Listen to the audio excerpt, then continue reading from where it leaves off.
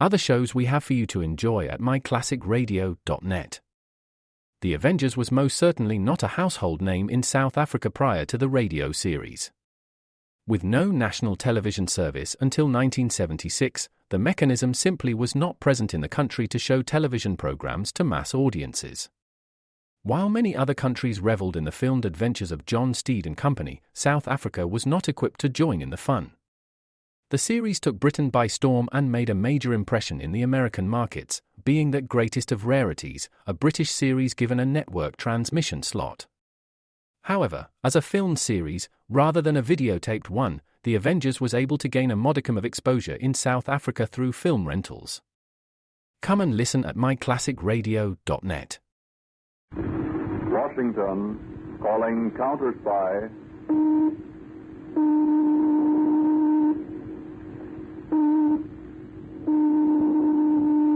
Washington, calling counter spy.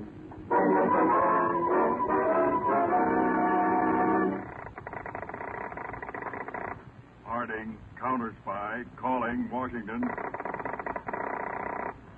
Harding, counter spy, calling Washington.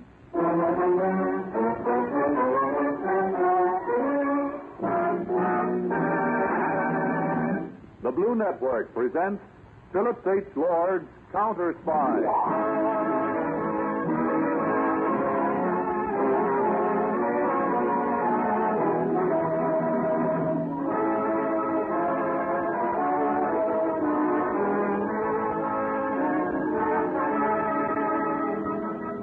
Germany has its Gestapo, Italy its Obra, and Japan its Black Dragon.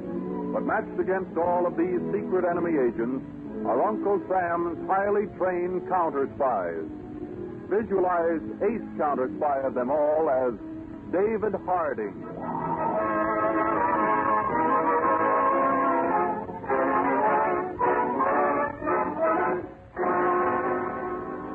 In Washington, Brigadier General Whitcomb sat in his private office at a large oak desk. Standing in front of him was First Lieutenant John O'Brien. Lieutenant O'Brien. Yes, sir? I have another mission for you. A most important mission. Yes, General. Let's see. You've been my official messenger for 7 years, correct? 9 years, sir. 9 years.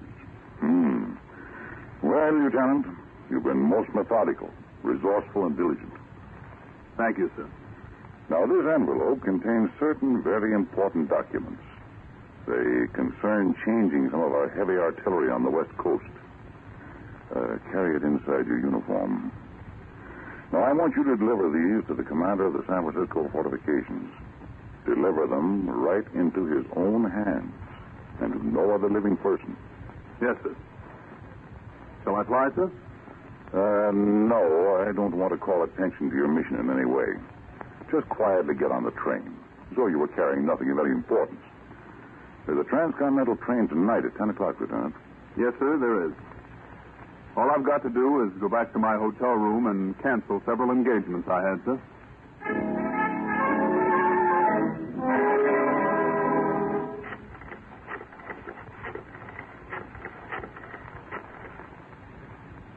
Hello? Hello? Oh. This is Lieutenant O'Brien calling. No, I can't take you to the theater tonight. No, I'm not fooling. Oh, a new dress? Honestly, I'm awfully sorry, but I've just received instructions to leave for San Francisco. Yes, San Francisco. Well, I'll be back in about a week, and then I'll see you every night.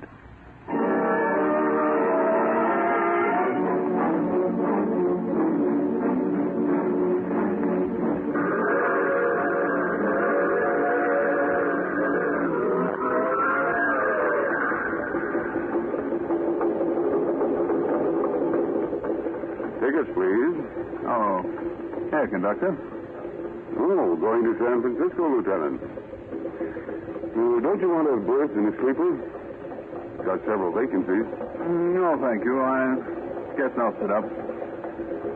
San Francisco's a long way to ride in the day coach. No, I'm used to it. Is the storm delaying us much? Well, let's see. Exactly midnight. Well, we're about half an hour late. Thank you. Well, Lieutenant, I hope you don't get...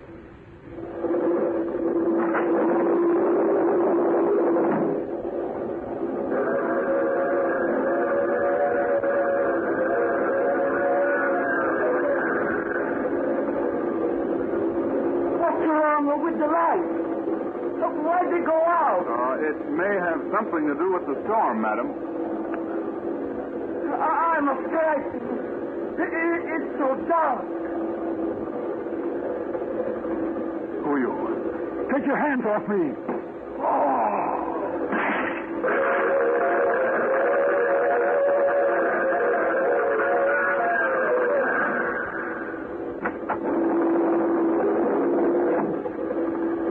Back on in just a minute. Conductor, something terrible has happened.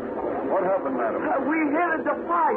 A glass breaking. Where? About 3 or 4 seats in front of me. Turn your flashlight up there. We can't get the lights on. Somebody's cut the wires. Right there. See? Why, the glass is broken out. And blood. That's where the army officer was sitting. He must have been thrown out the window. Hold on, everybody. I'm going to pull the emergency.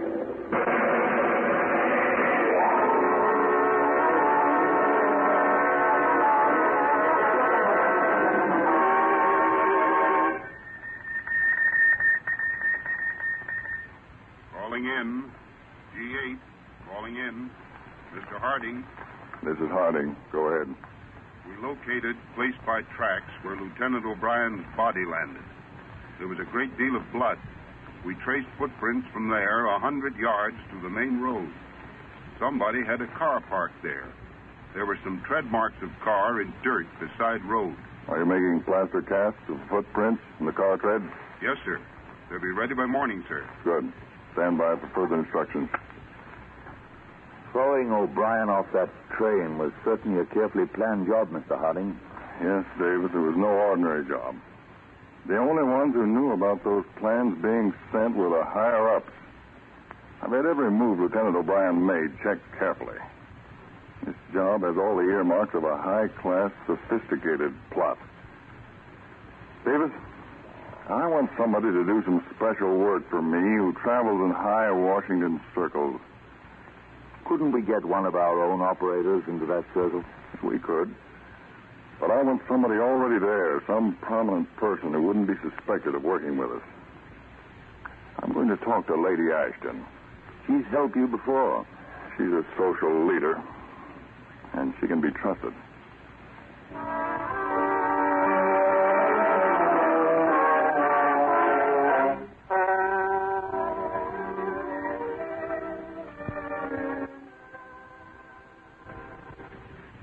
Now, Lady Ashton, I need a woman who's fairly young, beautiful, sophisticated, worldly, who travels in Washington's higher social set. I see. Have you anyone specially in mind, Mr. Harding? Yes. Norma Brayley. She's a French refugee. She's invited everywhere. She's continental. And very beautiful. You're sure this is all business, Mr. Harding? She is attractive. But if Miss Brayley would be willing to work with me and follow my instructions, she could be of great help. And you wish me to give a dinner so that you may meet her? Well, in Washington here, Lady Ashton, I'm often watched very carefully. I'd like to have the meeting appear to be a chance one. How about dinner Friday? I'll see that you meet Miss Brayley socially then. That'd be fine, Lady Ashton. I'll be there.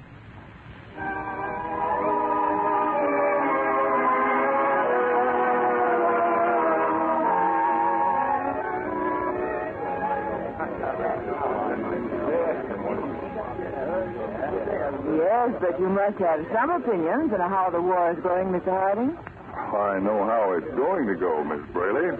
Shall we walk over to the other side of the room for a minute? Yes, certainly. You know, I think Lady Ashton gives the most entertaining evenings of any hostess in Washington. She's a very charming person.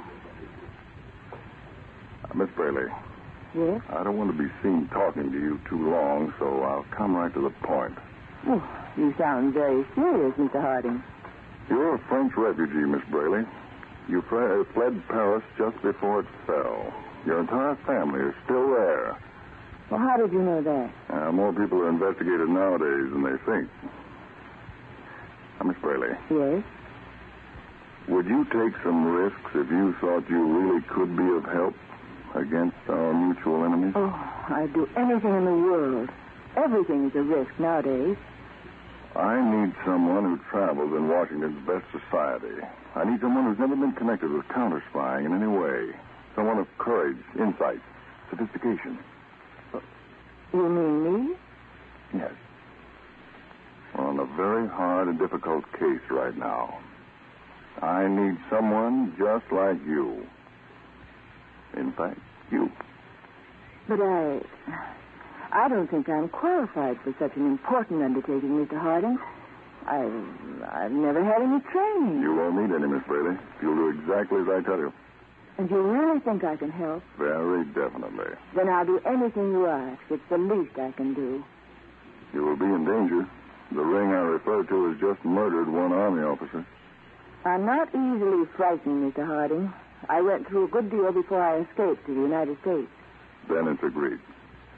Now, I believe something very important is going to break later tonight. Now, any calls I make to you must be made in such a way that they can't be traced. Now, tomorrow morning at 10:30, go to the Farnsworth Drugstore on Maple Street. Yes. There are 3 telephone booths there. Go into the middle booth. Make several telephone calls so you can hold the booth, so no one else will be using his phone. Now, hang up the receiver at exactly 11:30. Now, I have that phone number. I'll do the same thing on the other end of town so that my call to you will be from one telephone booth to another, so the call can't be traced. I'll be there, Mr. Harding, right to the second. And be sure and don't call me by name over the phone.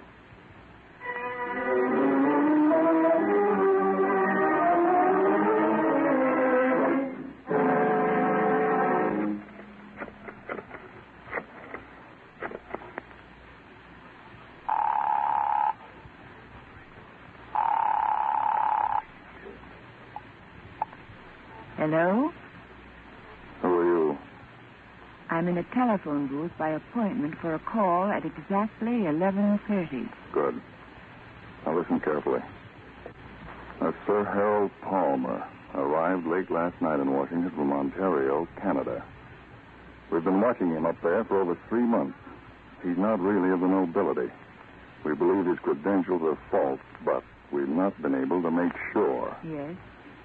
Now, this is the first time that Sir Harold has left Canada. And it's so close to that event which happened on the train 4 nights ago, we believe there may be some connection. Now, I've arranged for Lady Action to give a ball on this coming Wednesday evening. Somehow it will be arranged so Sir Harold will be there. I want you to meet Sir Harold Palmer at that ball. Lady Ashton will introduce you to him. Flatter him. Get to know him. I'll do my best. You have a small automatic, one you can carry in your purse? Yes. Keep it with you at all times. That's all for now.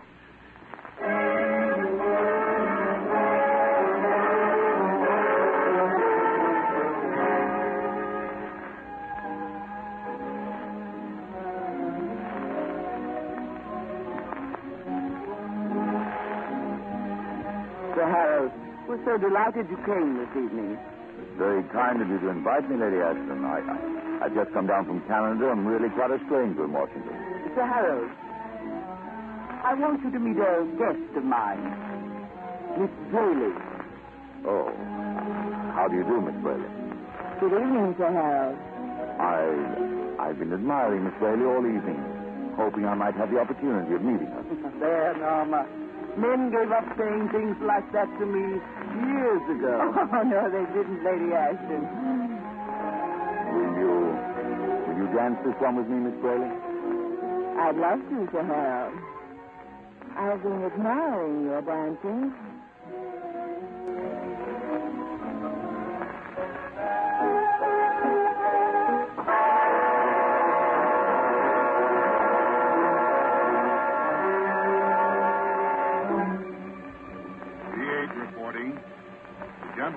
question and lady had spent the evening at the theater, later attended Crescent Club, and he has just now taken her home. Place operator 7 is made on his floor at hotel. That is all. G8 reporting. Gentleman in question and lady went for a drive out of Washington. Stopped at Mayflower Club on Highway 3 for dinner and dancing. Have just returned to Washington. If gentleman orders theater tickets for play opening Friday, she gets 2 A seats in 4th row, center aisle. That is all. G8 reporting. Operator 6 followed couple in question this morning. She went shopping, and he accompanied her. Overheard conversation indicating they are planning to meet this evening in his hotel room. Check.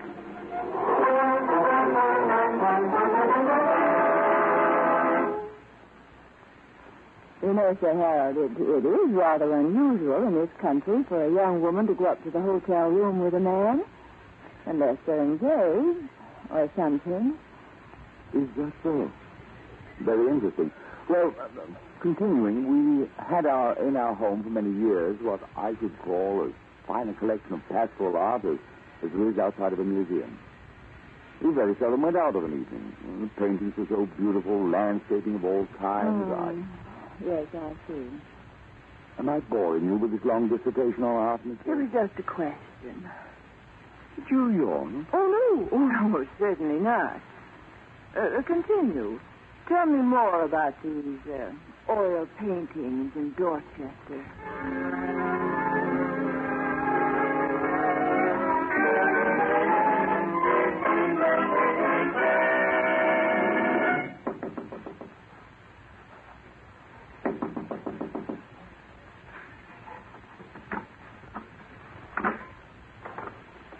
You shouldn't have come here.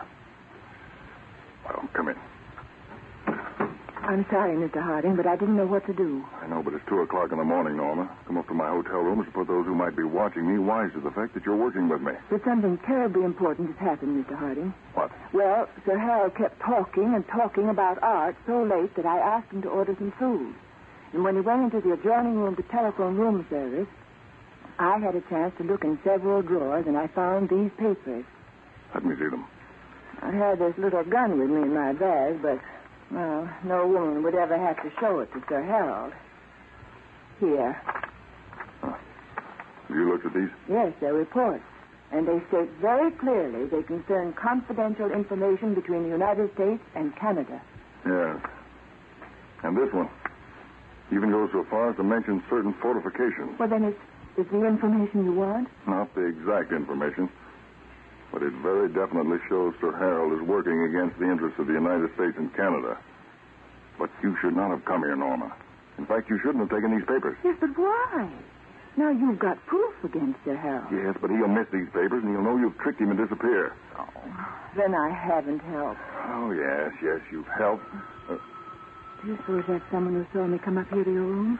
Have I caused you more trouble? Unless I miss my guess, this is a report that Sir Harold has already left.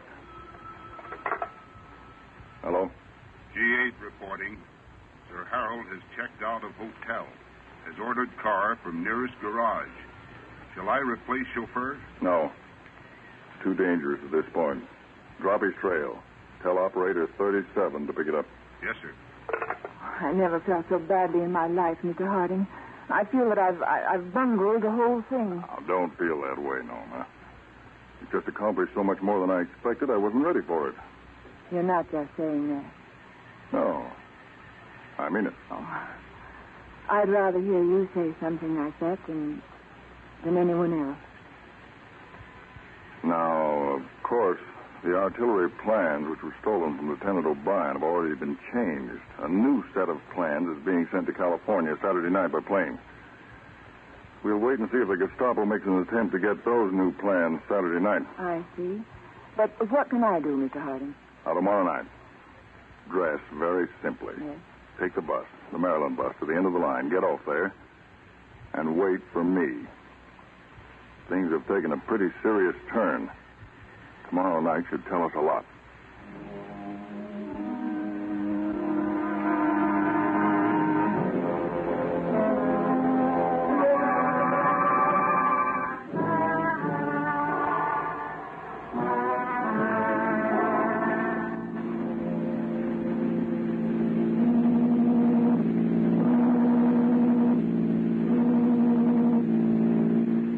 Mr. Harding, can you tell me now where we're going? To a little farmhouse about 10 miles further down the road. Well, why are we going there? We have a shortwave listening set there. There's nothing near the farmhouse. The reception's excellent. And you still think I can be of help? Very definitely. Good. But I can't tell how until we hear this shortwave broadcast tonight. See, every Tuesday and Saturday night, from 1:15 to 1:30 in the morning, there's a shortwave broadcast by a bootleg station to Germany. We've been listening in on it for several weeks. But who's doing the broadcasting? Gestapo agents. In fact, we'll both listen in tonight.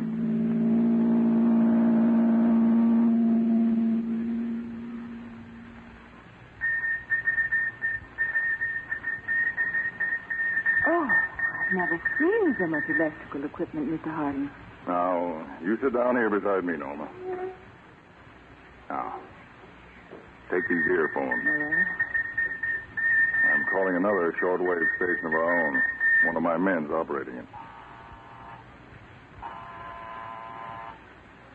42B. 42B. Come in on 24.5 megacycles. Come in. Your signal is weak, but I can get it. Come in. Proceed according to schedule. That will be 3 minutes and 20 seconds. Then meet me at appointment. You get it? Exactly 3 minutes, 10 seconds, and we'll contact. That is all. Was that a shortwave station in another farmhouse? No. It was a portable sending and receiving set in a car. That's why I didn't have too much power. Oh. Now, you don't understand German, do you, Norma? No, I don't. Then I'll interpret for you. Broadcast we should be picking up right now. Now, take these earphones. He's making contact. You'll hear him in a minute. And this radio station we're hearing is operating illegally in direct contact with Berlin? Yes. But we've got it spotted. Auf Welle 24.500 nach Berlin. Achtung! Geheimbericht von größter Wichtigkeit. He's just saying he's got some real news tonight. Auf Welle 24.500 nach Berlin. Die Pläne zur Befestigungsanlagen der nordamerikanischen Westküstenverteidigung sind plangemäß gestohlen worden. He's talking about the West Coast fortification papers that were stolen from us. Leichtigkeit überwunden. Die beiliegenden Dokumente sind in unserem Besitz. Telling Berlin that the Gestapo have the papers, but the question is how to get them out of the country. Die Überseesendungen sind schärfstens überwacht. Revidierte Pläne werden Sonnabend an die Westküste per Flugzeug gesandt. Now he's saying revised plans are to be sent to the West Coast this Saturday night. Das Problem ist, die Pläne aus dem Lande zu schleppen. Get those hands up, quick. Who are you? Get out of here. You make a move, I'll shoot. We're United States counter-spies. Now get your hands up. Move away from that broadcasting microphone. Oh, they're being captured. But this is just an amateur sending set. Oh, yeah? Put the cuffs on him, Frank. We've already got the cuffs on your 3 pals, the 2 downstairs and 1 in the other room. Take them out, boys. Remember, these 4 are the ones who murdered Lieutenant O'Brien. This shortwave set won't be used anymore tonight or any other night. Well, Norma, you really heard something that time. They were really captured by your men? They certainly were. Right now, they're being taken away so fast they don't know what's happening. Yes, but how did it happen just right then? That was the message I sent out the first thing I came into this room. We had everything set. Come on. I want to drive back and face them.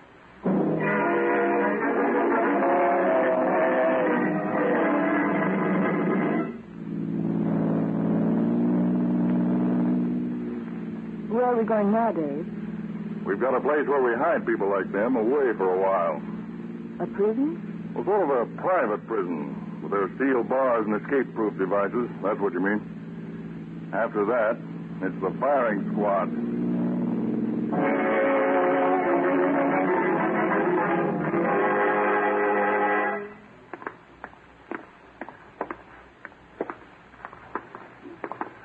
All these people in these cells, Norma, are agents of the Gestapo or the Japanese Black Dragon. Let's go into this cell now. Wait. Oh, it's horrible. These prisoners just look at us. You can see in their eyes They know they're going to be shot. Oh, guard. Yes, sir? Check and see if it's Sir Harold Palmer has been brought in yet. If he has, bring him to this cell. Right, sir. Here. Sit down in this cot, Norma. We may have quite a little wait. Dave, how did you catch Sir Harold? We'll let him do the talking when he gets here. Now, Norma, let me tell you something, because something very startling is about to happen. Lieutenant John O'Brien was a confidential messenger for the Army. On his last mission, he was murdered in a train while the lights were out. The window was broken, and his body thrown out. Sir Harold will be in just a minute, Mr. Harding. Oh, good. Well, Norma, we checked O'Brien's movements. Everything he did after he received those confidential instructions. O'Brien went back to his hotel room, and the only thing he did besides packing was to put in 5 telephone calls. 3 were calls to the Army Department, 1 was a call to his mother, and 1 was a call to a girl. We traced that call. It showed in the hotel records. We immediately started investigating that girl, and it gradually showed up that her background wasn't quite what she claimed it to be. In other words, she'd found out that Lieutenant O'Brien was a trusted government messenger. She'd become acquainted with him and started seeing a good deal of him. And when he telephoned her on this certain night and said he was going to San Francisco, she knew it must be on important business. And as he was a confidential government messenger, she knew he'd probably have the papers with him.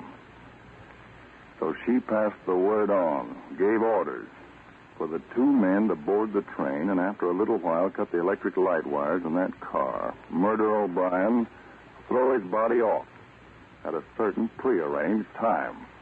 2 other men in an automobile were waiting and carried his body away because they were afraid he might have important papers on his person. Well, were those men who were running the shortwave station the ones who murdered Lieutenant O'Brien? Yes. But they received their instructions from the woman to do it. The woman was the real murderer. Did you send for me, sir? Yes. I believe you know Miss Braley. Oh. Yes, I've had that privilege. Sir Harold Palmer. That's right. Sir Harold to you, Miss Braley. But a counter-spy to me, George Davis. He's a counter-spy? Why, he's the Canadian you sent me to watch. He's the one I stole the papers from. And a very good job of stealing them you did, too. Miss Braley, you are under arrest by the United States government. Oh, no. No, I'll kill you. I'll kill myself. Take it away from her, Davis. While you were stealing the papers, Davis here was putting blank cartridges in the gun you had in your handbag. Killing comes pretty easy to you, doesn't it? You rat, you swine. I wasn't absolutely positive that you were the woman, Miss Braley, till we heard that broadcast tonight, and your spies passed on word about the revised fortification papers being sent to the coast Saturday night.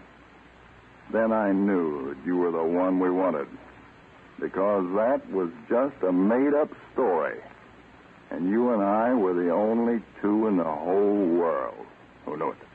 What are you going to do with me? You're very unobserving. You should have noticed that this is the woman's section. And half an hour before we arrived, this very cell was reserved for you. This is the place that you're going to stay. Come on, David. Oh, you can't do this to me. You can't do it. I'm a French refugee. Do you understand? I'm a French refugee. You're a French refugee right from Berlin. You never saw France in your life. We checked your family. They live on Konnektenstrasse, Hamburg. No, you can't, you rat, you swiner. American is a swiner. She's about the most vicious spy we've taken in since the war started, Harding. I have a feeling she's responsible for a lot of important information leaking out, Davis. But one thing's certain. She won't get out.